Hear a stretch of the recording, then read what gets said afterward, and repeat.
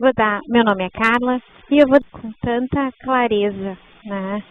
E um assunto que a gente, na verdade, precisa começar a pensar e precisa começar a refletir de uma forma diferente, né?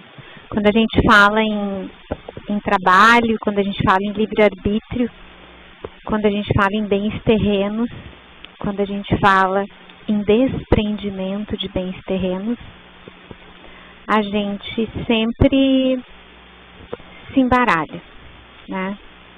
E esse capítulo, não se pode servir a Deus, nem a mamon, ou tem que se escolher entre Deus e mamon. Ele nos traz tanto a nossa realidade. Ele nos traz um desafio, porque nós estamos encarnados num planeta de provas e expiações, onde a matéria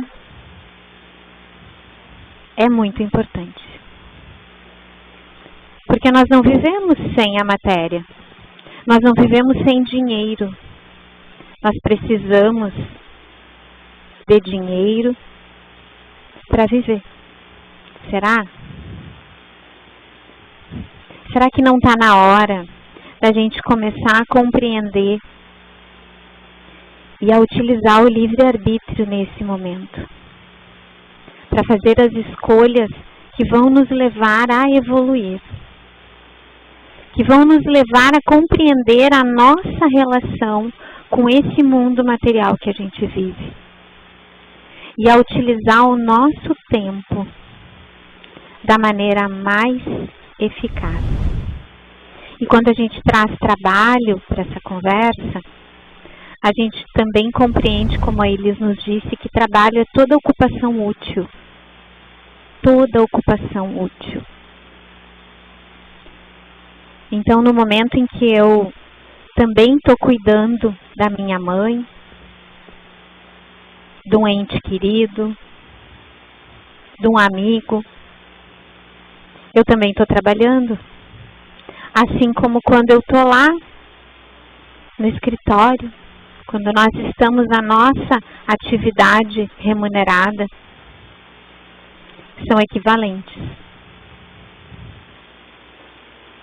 Então, por que muitas vezes nós não valorizamos as relações e as possibilidades que nós temos dentro dessas relações, para valorar mais elas,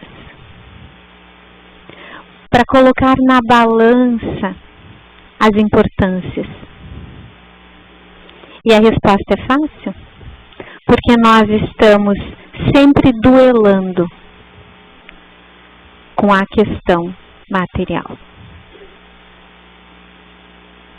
Porque nós não conseguimos ainda enxergar o valor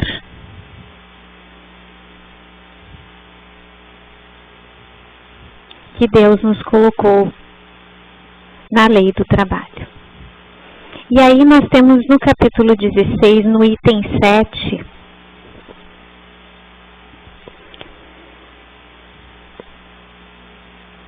algumas palavras que vão nos ajudar a compreender um pouquinho. A riqueza, sem dúvida, é uma prova muito difícil, mais perigosa que a miséria pelos seus arrastamentos, as tentações que dá e a fascinação que exerce. É o laço mais poderoso que liga o homem à terra e afasta seus pensamentos do céu. Produz uma tal vertigem que se vê frequentemente aquele que passa da miséria à fortuna esquecer depressa a sua primeira posição, aqueles que o dotaram, aqueles que o ajudaram. E lá no item 14, Lacordaire vem nos dizer: infelizmente há sempre no homem de posses um sentimento tão forte que o apega à fortuna. É o orgulho. Então, quando nós paramos e pensamos que nós temos livre-arbítrio, nós determinamos muitas vezes, antes de encarnar, os nossos limites. Por que quando nós chegamos aqui, nós queremos passar esses limites? Por que nós permitimos que a matéria nos segue? Por que nós utilizamos a nossa força, a nossa vontade, a nossa capacidade? Porque tudo isso é trabalho. Por que nós utilizamos isso a favor da matéria? Por que nós não aprendemos a utilizar isso a serviço do espírito? Por que nós não nos colocamos perante os ensinamentos de Deus, perante a lei do trabalho, que, como ele disse também, é uma lei natural, imutável, ou seja, ela não vai mudar. Por que nós deixamos que a matéria nos segue? Porque nós somos orgulhosos, porque nós somos egoístas, porque nós achamos que nós somos superiores à lei. E nada disso é consciente, o que é pior. Porque se hoje nós aqui estamos dentro de uma casa espírita, onde muitos de nós faz bastante tempo que já estão nessa caminhada, já tivemos oportunidades em diversos momentos de ler as palavras do Evangelho, de escutar os ensinamentos que ali estão. Por que nós deixamos que o nosso orgulho nos segue e nos dificulte a possibilidade de utilizar a lei do trabalho e o nosso livre-arbítrio para caminharmos em direção da nossa melhoria? Nós colocamos preço em tudo. Muitos vão dizer que não. Mas nós colocamos preço nas nossas atividades. Porque muitas vezes o preço daquilo que não tem valor monetário se chama interesse pessoal. Nós temos interesses. Então nós vamos ajudar alguém porque daqui a pouco pode, eu precisar. Nós vamos fazer determinada atividade já pensando o que nós podemos ganhar.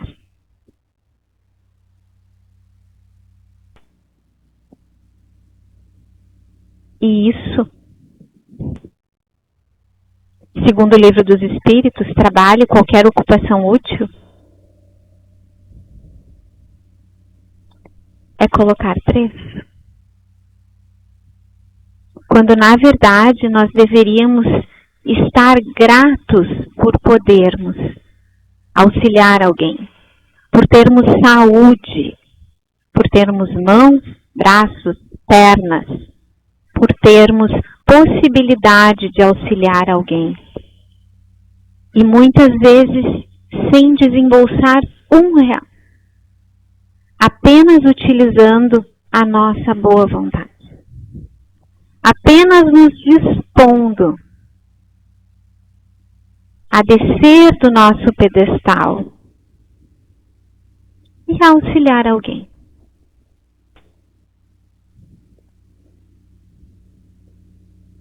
E isso é uma caminhada de muito tempo que nós viemos, porque nós somos espíritos milenares. Nós caminhamos por esse universo e nós vivemos diversas vidas. E isso não é uma batalha de hoje. Mas hoje pode ser uma batalha que a gente escolha vencer. Porque o novo homem, esse do mundo de regeneração, ele precisa começar a trazer para a sua consciência isso. Ele precisa começar a compreender o seu limite. Ele precisa entender que nós temos a escolha mas que nós precisamos aprender a olhar para essa nossa escolha de uma forma mais consciente, de uma forma mais amorosa, de uma forma a compreender que o nosso maior inimigo somos nós mesmos.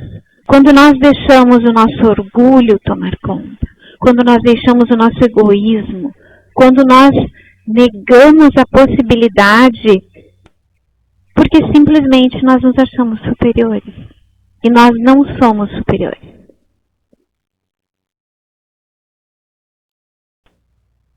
Na verdade, nós estamos na escala mais baixa da evolução. Porque senão nós não estaríamos num planeta de provas e expiações. Nós já seríamos espíritos evoluídos e não sentiríamos os sofrimentos e as dores que aqui na Terra a gente se depara. E mesmo assim, a gente não consegue se convencer que a gente precisa mudar a nossa atitude.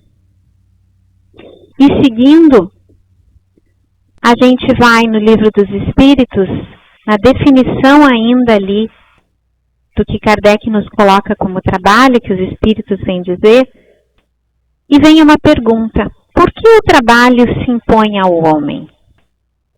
A resposta: por ser uma consequência da sua natureza corpórea. É expiação e, ao mesmo tempo, meio de aperfeiçoamento de sua inteligência. Sem o trabalho, o homem permaneceria sempre na infância quanto à inteligência.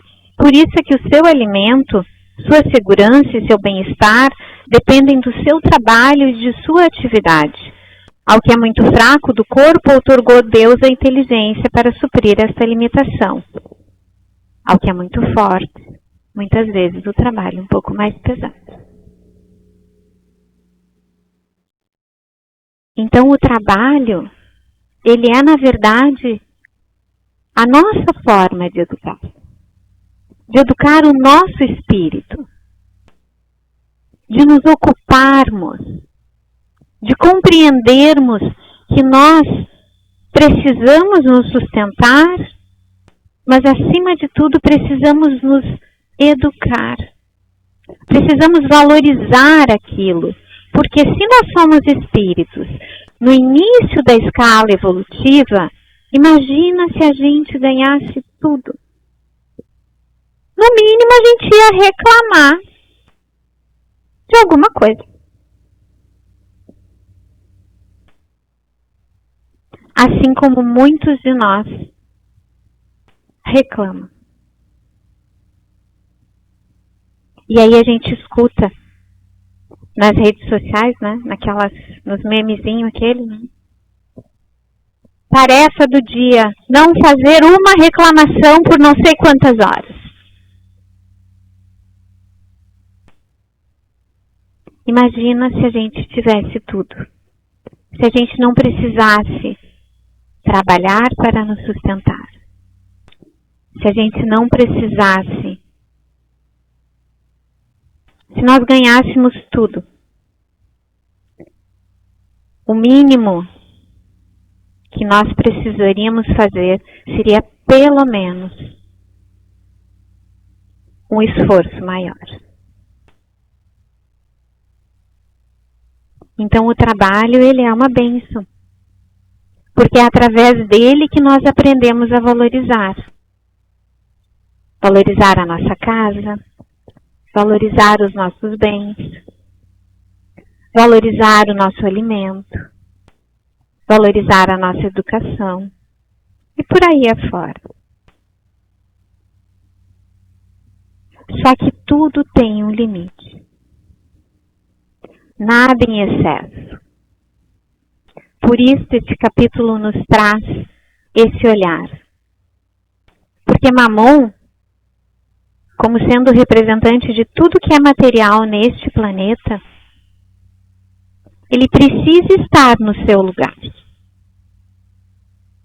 E quem vai colocar o lugar da matéria na sua vida é cada um de nós. Que vai aprender a utilizar o seu tempo de maneira mais eficaz. A compreender que as nossas relações são importantes.